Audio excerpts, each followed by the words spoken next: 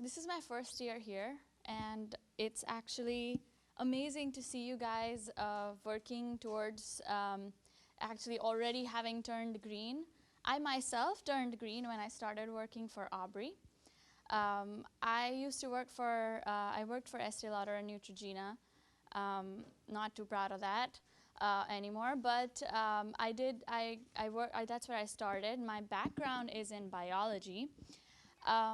And when I started Aubrey, I realized that making natural formulas, making natural cosmetics, is not as much about chemistry as it is about following a recipe or being curious and just putting stuff together and figuring out how it'll work, whether it'll turn out to be a cream or a shampoo or, you know, and just having fun with it.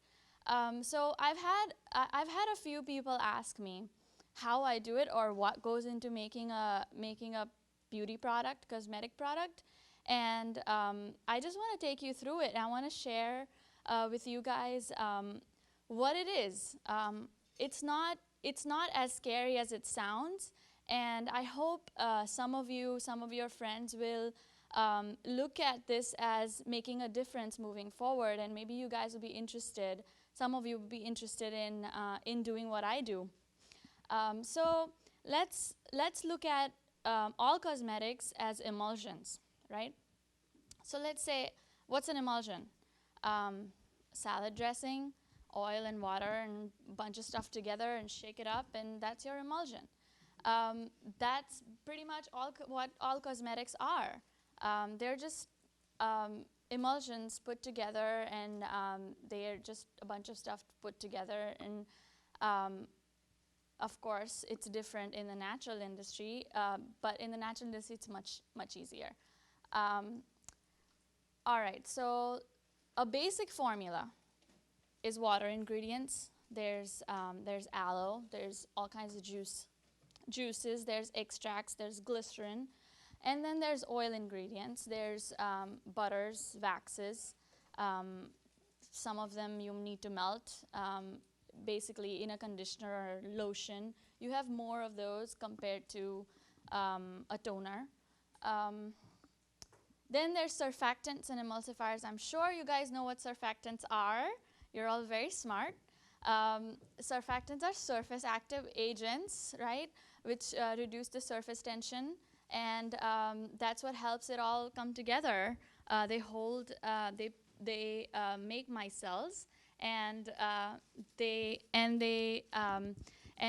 up mixing water and oil together and holding it all together.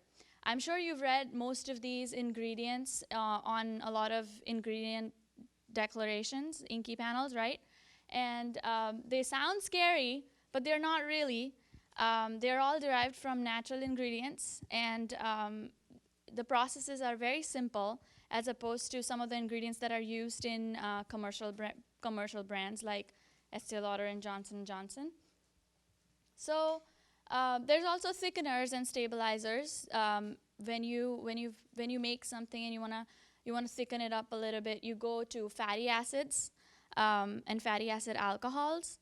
Fatty acids are just carboxylic acids with long carbon chain, and so you just add that together, mix it all up, and you have your cream or your lotion. And then there's also preservative systems. We need to make sure that it's preserved and it'll last long if you don't want to keep it in your refrigerator all its life. So you have antioxidants, which are great. They preserve the product, make sure it doesn't spoil. And then there's antimicrobials. There's alcohol, which is a great antimicrobial. But of course, you can't use alcohol everywhere in every product. It'll fall apart. So you have a lot of other, you don't have as many options right now in the natural industry, but I'm sure that since you guys are changing the world, things will change and we'll have more options. There's also chelators. Chelators are, I think of chelators as big monsters with a lot of hands. And those hands are reserved for catching metal ions. when you make something and you have a lot of metal in the product, it'll end up turning brown over time, or it'll spoil over time. So chelators will stop that from happening, and it'll stop spoilage. So you have that, and then you have fragrances. I know we don't like fragrances, but there's two different ones, two different options now, right? At this moment, we have two, which Aubrey uses. We have essential oils that are derived from plants directly, and then there's an essential oil isolates, and it's such a cool technology. I love talking about it. But I'll keep it short. But what it is they take, let's say, a rose, and then they isolate that one molecule in the rose that makes it smell that good. They take that molecule, isomer, and then put it together with some other isomers and stabilizers and make a fragrance out of it. So it's really cool. It's all plant derived, but it's so opens up a world of new different options that you didn't have otherwise if you just use essential oils. That was it. But I hope you guys learned something new.